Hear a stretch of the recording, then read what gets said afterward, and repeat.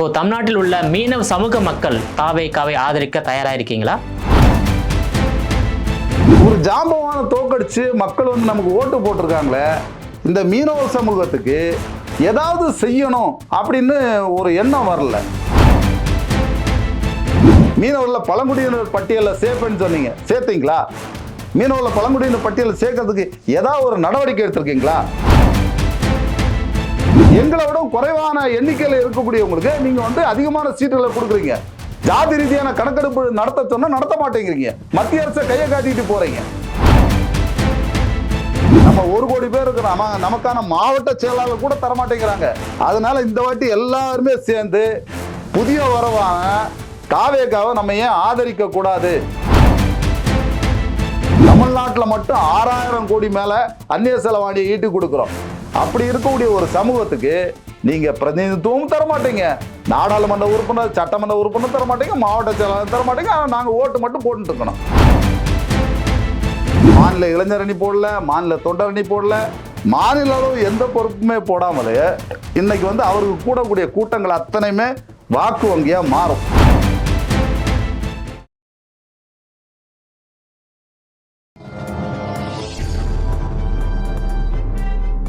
பத்திரிகை.com நேயர்கள் அனைவருக்கும் வணக்கம். அனைத்து மீனவ சங்கத்தின் தலைவர் நாஞ்சில் பி. ரவி அவர்கள் நம்மோடு இணைந்துள்ளார். அவரிடம் 2026ஆம் ஆண்டு நடைபெறவுள்ள சட்டமன்ற தேர்தலில் மீனவ சமூக மக்களின் வாக்குகள் யாருக்கு என்பது குறித்து விரிவாக விவாதிக்கலாம். சார் வணக்கம். சார் வணக்கம். இப்போ தமிழ்நாட்டில் 38 மாவட்டங்கள் இருக்கின்றது, 234 தொகுதிகள் இருக்கின்றது. இதுல எத்தனை மாவட்டங்கள்ல மீனவ மக்கள் அதிகமாக அடர்த்தியாக வாழ்கிறார்கள்? எத்தனை தொகுதிகளில் மீனவ சமூக மக்கள் அடர்த்தியாக வாழ்கிறார்கள்? சார், தமிழ்நாட்டை பொறுத்த வரைக்கும் நீங்கள் வந்து கடந்த கால வரலாறை வந்து கொஞ்சம் நம்ம வந்து பார்க்க வேண்டிய கட்டாயத்தில் இருக்கோம். 2011 படி தமிழ்நாட்டில் இருந்த மொத்த மக்கள் தொகை வந்து 7,21,00,000 பேர். இப்போ 2025 படி நமக்கு வந்து 8,53,00,000 பேர் வந்து மக்கள் தொகை இருக்கிறோம். இதில் வந்து வாக்காளருடைய எண்ணிக்கை பிரகாரம் பார்த்தோம்னா நமக்கு வந்து 6,37,00,000 பேர் வந்து மொத்த வாக்காளர்கள் இருக்கிறோம். இதில் ஆண் வாக்காளர் வந்து 3,11,74,000 பேர் இருக்கிறோம். இது போக பெண் வாக்காளர்கள் வந்து 3,24,00,000 பேர். சுமார் வந்து மூன்றாம் பாலினத்தில் வந்து 9,120 மூன்றாம் பாலின வாக்காளர்கள் இருக்கிறோம். இப்படி இருக்கக்கூடிய சூழ்நிலை 2026 தேர்தலில் வந்து திமுக நினச்சிக்கிட்டு இருக்கிறாங்க, நம்மகிட்ட வந்து 2 கோடி உறுப்பினர்கள் இருக்கிறாங்க, 25 சார்பு அணிகள் இருக்குது, 126 சட்டமன்ற உறுப்பினர்கள் இருக்கிறாங்க, 22 மக்களவை உறுப்பினர்கள் இருக்கிறாங்க, 11 மாநிலங்களவை உறுப்பினர்கள் இருக்கிறாங்க. இப்படிலாம் இருக்கும்போது நம்ம ஜெயிச்சிடலான்னு சொல்லி இவங்க நினைக்கிறாங்க. அதிமுகவில் எங்கள் அண்ணன் ஜெயக்குமார் அடிக்கடி சொல்லுவார், 1.5 கோடி தொண்டர்களை கொண்ட இயக்கம், 1.5 கோடி தொண்டர்களை கொண்ட கட்சி, நாங்கள் ஜெயிச்சிருவோம்னு சொல்லிக்கிட்டு இருக்கிறாங்க. தமிழ்நாட்டில் திரும்பவும் சொல்கிறேன், ஒவ்வொரு தேர்தலுக்கும் 10% புதிய வாக்காளர்கள் வந்துகிட்டு இருக்கிறாங்க. இந்த 10% புதிய வாக்காளர்கள் எல்லாருமே இந்த ஆண்டு வரக்கூடிய தேர்தலில் 10% புதிய வாக்காளருங்கிறது ஏறக்குறைய 80 லட்சம் பேர். இந்த 80 லட்சம் பேர் வந்து தாவேகாவை விரும்புகிறாங்க. ஏற்கனவே இப்போ கலைஞருக்கு அப்புறம், கருணாநிதிக்கு அப்புறம் இப்போ நடந்த முதல்வராக இருக்கக்கூடிய ஸ்டாலின் அவர்களுடைய இந்த தேர்தலில் போட்டியில் ஏற்கனவே புதிய வாக்காளராக வந்த முதல் ஓட்டு போட்ட தலைமுறையினர் இருக்கிறாங்கள, அவங்களும் இதே மாதிரி 80 லட்சம் பேர் வந்து தாவேகாவை விரும்புகிறாங்க. அப்போ ஏறக்குறைய 1,60,00,000 பேர் வந்து நேரடியாக இப்போ வந்து விஜய் விரும்ப ஆரம்பிச்சிட்டாங்க. விஜய் கட்சிக்கு வாக்களிக்க தயாராயிட்டாங்க. அப்போ நீங்க 2 கோடி பேர் வச்சிருக்கிறீங்க. இப்போ உங்ககிட்ட இருந்தா ஓட்டுகள்லாம் வந்து பிரிய போகுது. உங்ககிட்ட இருந்து 2 பேர்ட்ட இருந்தும், நீங்க 2 கோடி பேர் வச்சிருந்தாலும் சரி, 1.5 கோடி பேர் வச்சிருந்தாலும் சரி, உங்க 2 பேர்ட்ட இருந்து தான் இப்போ இந்த 1,60,00,000 ஓட்டு வந்து போக போகுது. அடுத்தது வந்து தாவேகா கட்சியில புதுசா இப்போ போட்டிருக்கக்கூடிய யங்ஸ்டருங்க, ஃபேஸ் வேல்யூ உள்ளவங்க, எல்லா மாற்றத்தை விரும்பக்கூடியவங்க, எல்லா காலேஜுகள்லையும் ஐடி பார்க்கில் வேலை செய்யக்கூடியவங்க அத்தனை பேருமே 2 கட்சிகளையும் பார்த்துட்டாங்க. ரெண்டு கட்சியும் பார்த்துட்டு இன்னைக்கு வந்து புதுசா ஒரு அரசு வரணும் அப்படின்னு எதிர்பார்க்கறாங்க. அந்த எதிர்பார்ப்பு மாற்றத்தை விரும்புறாங்க. ஆனா அது மாற்று கட்சி இருக்குன்னு நினைக்கிறாங்க. கண்டிப்பா அந்த மாதிரி கொண்டு வர்றதுக்கு மக்கள் தயாராயிட்டாங்க. இன்னும் சொல்ல போனா விஜய் கட்சி தாவேகா வந்து சின்னம் இது வரைக்கும் கைக்கு வரல. அவருடைய இதுல வந்து எல்லா போஸ்டிங்களும் இன்னும் போட்டு முடிக்கல. உள்கட்டமைப்பு போட்டு மாநில அளவு நிர்வாகிகளே போடல. மாநில மீனவர் அணி போடல, மாநில இளைஞர் அணி போடல, மாநில தொண்டர் அணி போடல, மாநில அளவு எந்த பொறுப்புமே போடாமலே இன்னைக்கு வந்து அவருக்கு கூடக்கூடிய கூட்டங்கள் அத்தனையுமே வாக்கு வங்கியா மாறும். இப்போ தமிழ்நாட்டில் உள்ள மீனவ சமூக மக்கள் தாவேகாவை ஆதரிக்க தயாரா இருக்கீங்களா?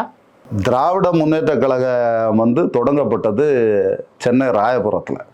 அங்கே தொடங்கும் போது ராபின்சன் பார்க்க பூங்காவில் தொடங்கும் போது மீனவ சமூகம் அவங்களுக்கு துணையாக நின்னது.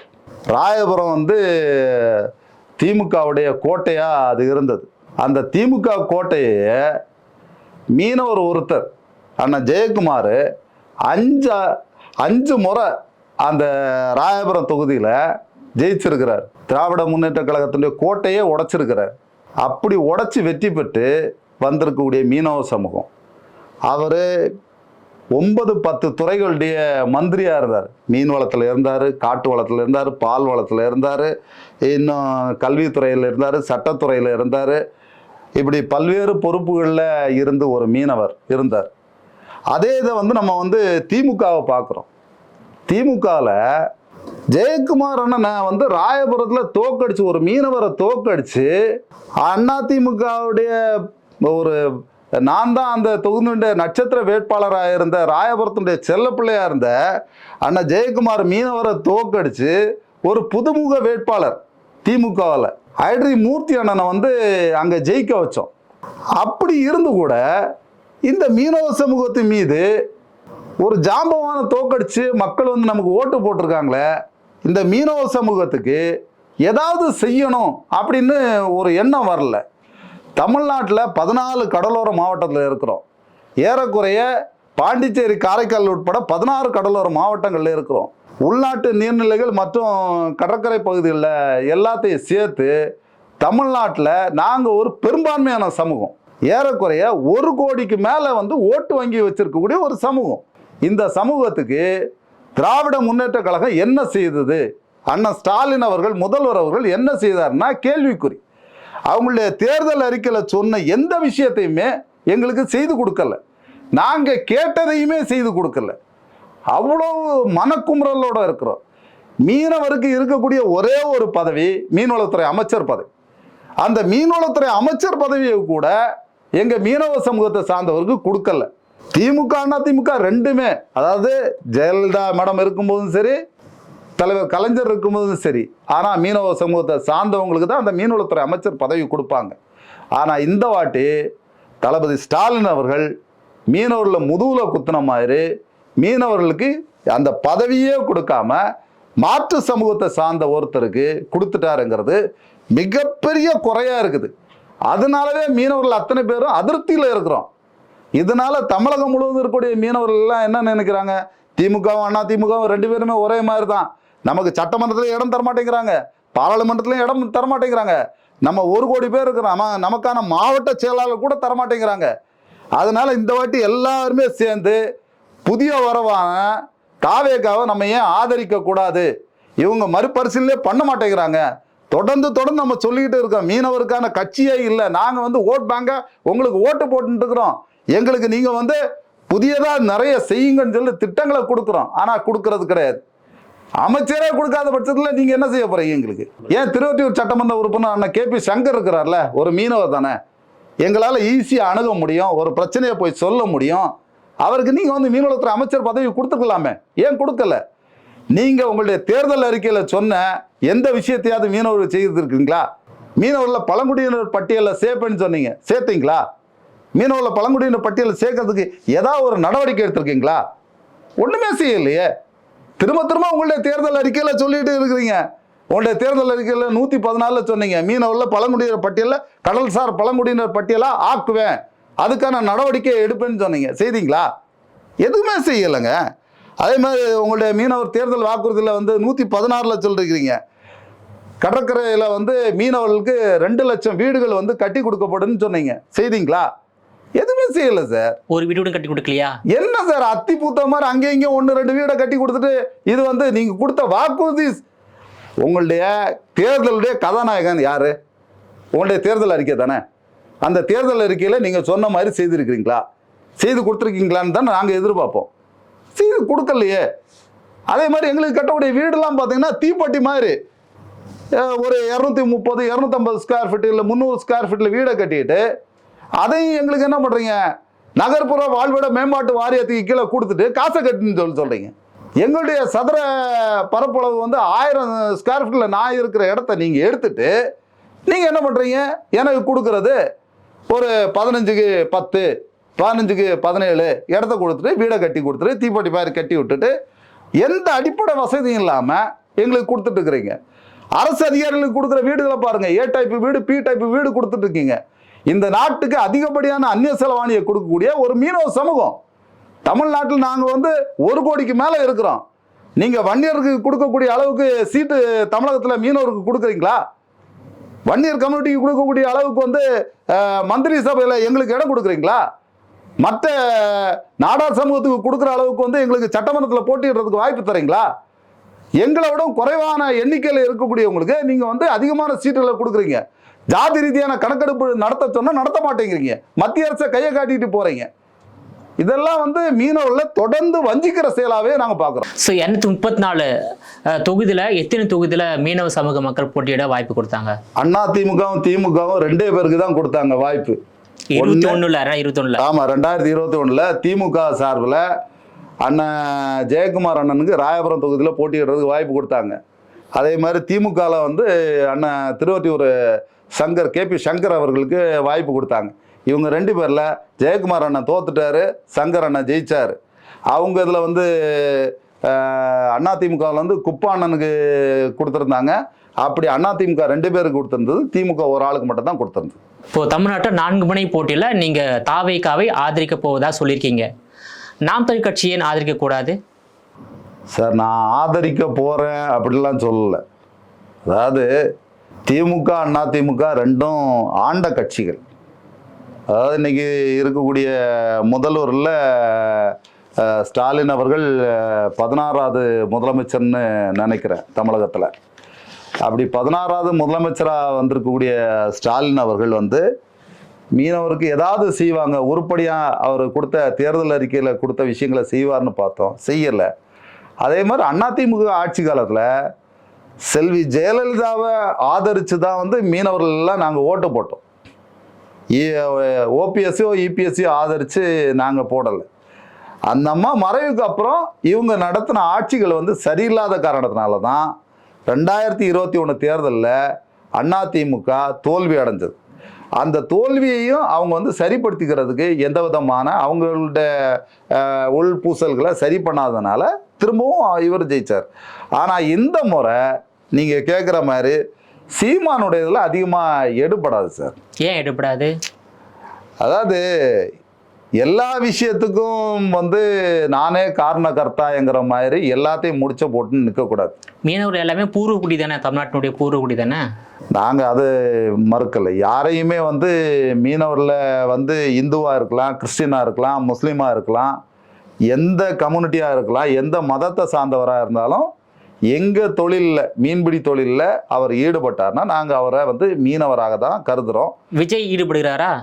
விஜய் நாங்கள் வந்து மீனவர்னு சொல்லணுங்கிற அவசியமும் இல்லை. அவர் வந்து மீனவரா அப்படின்னு சொல்ல அவர் தான் சொல்லிக்கணுமே தவிர அவருடைய சான்றிதழை அவர் கொடுத்தாருன்னா அவர் சொல்றதை வச்சு அவர் மீனவரா இல்லையாங்கிறத நம்ம வந்து புரிஞ்சுக்கலாம்.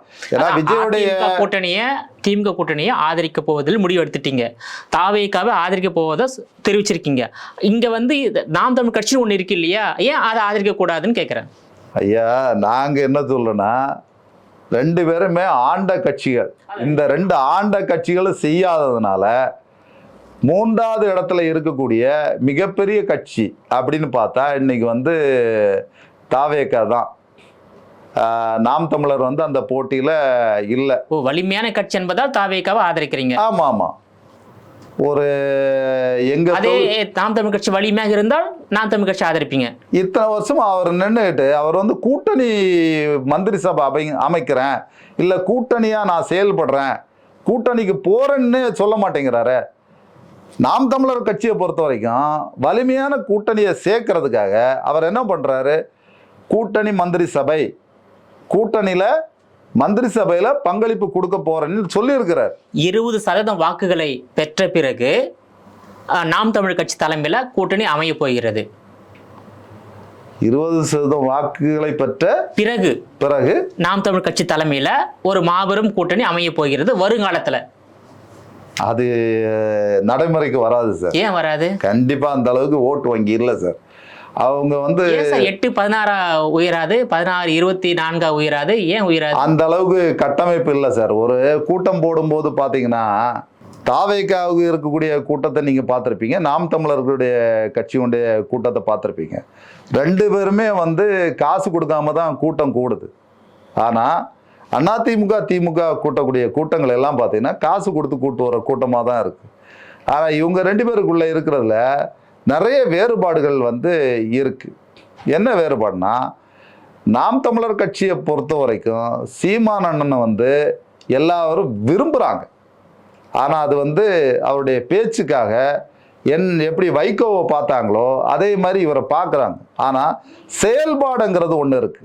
அந்த செயல்பாட்டில் பார்த்தீங்கன்னா விஜயை பொறுத்த வரைக்கும் அவர் வந்து தனக்குன்னு ஒரு பெரிய அடையாளம், பெரிய அங்கீகாரம் உள்ள ஒரு அவருடைய தொழில், திரைப்பட தொழிலை விட்டுக்கிட்டு, தன்னுடைய சுய சம்பாத்தியங்களெல்லாம் விட்டுக்கிட்டு இந்த நாட்டில் ஒரு மறுமலர்ச்சி ஏற்படணும், தொழில் புரட்சி ஏற்படணும். அவர் படங்களில் எப்படி நடித்து காட்டினாரோ, எம்ஜிஆர் எப்படி வந்து படத்தில் தன்னுடைய வசனங்களையும் கொண்டு வந்தாரோ, அதே போல் திரைப்படத்து மூலமாட்டு பல வசனங்களையும் கதைகளையும் சொல்லி அதை வந்து நிஜமாக்குறதுக்கான ஒரு முயற்சியாக தான் இன்னைக்கு வந்து தாவேகா வந்து செயல்படுது. தாவேகாவில் இப்போ வந்து மாவட்ட அளவு பொறுப்புகள் போடும்போதே நீங்கள் வந்து அவருக்கு வந்து ஒரு பெர்மிஷன் கொடுக்கறதுக்கு இவ்வளோ கட்டுப்பாடு போடுறீங்க.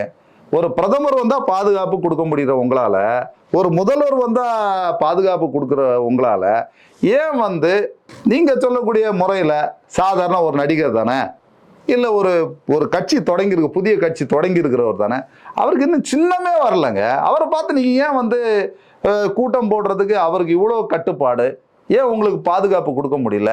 முன்னாள் முதல்வர் ஜெயலலிதா சொல்லுவாங்க, ஸ்காட்லாந்துக்கு இணையான காவல்துறை தமிழகத்தில் இருக்குன்னு சொல்ல, அந்த காவல்துறையால் பாதுகாப்பு கொடுக்க முடியாது. ஆக ஒரு பயம், ஒரு பதட்டம் இருந்துகிட்டு இருக்குது. மீனவர்கள் வந்து பொதுவாக கன்னியாகுமரி, திருநெல்வேலி, தூத்துக்குடி போன்ற பல்வேறு மாவட்டங்களில் எல்லாரும் நீங்கள் ஒட்டுமொத்தமாக சர்வேயில் சொல்லிடுறீங்க சிறுபான்மையினர் கிறிஸ்தவர்கள், சிறுபான்மையினர் மீனவர்கள். நாங்கள் சிறுபான்மையினர் இல்லை, நாங்கள் பெரும்பான்மையானவர். தமிழ்நாட்டில் 8 கோடி பேரில் நாங்கள் 1 கோடி பேர் இருக்கும்போது நாங்கள் எப்படி சிறுபான்மையினர் ஆகணும்னு சொல்லி கேட்குறேன். உங்களுடைய புள்ளி விவரங்களே தப்பு. முதல்ல எங்களை கணக்கெடுப்பு நடத்தினால் அது உண்மையான நிலவரம் தெரிய வரும் சார். 610 மீனவ கிராமம் இருக்குது கடற்கரை முழுவதும். திருவள்ளூர் மாவட்டம் ஆரம்பாக்கம் துவங்கி கன்னியாகுமரி மாவட்டம் நீரோடி வரைக்கும் இருக்கக்கூடியதுல 610 மீனவ கிராமம் இருக்குது. உள்நாட்டு நீர்நிலைகள், குளம், குட்டை எல்லாத்துலேயும் பார்த்தீங்கன்னா சேலம், எடப்பாடி, விழுப்புரம், தஞ்சாவூர் பல்வேறு பகுதிகளில் உள்நாட்டு நீர்நிலைகளில் ஏரி, குளம், குட்டைகளில் மீன் பிடிக்கிறவங்கன்னு பார்த்தீங்கன்னா எல்லாரும் சேர்த்தா 1 கோடிக்கு மேலே நாங்கள் வருவோம் சார்.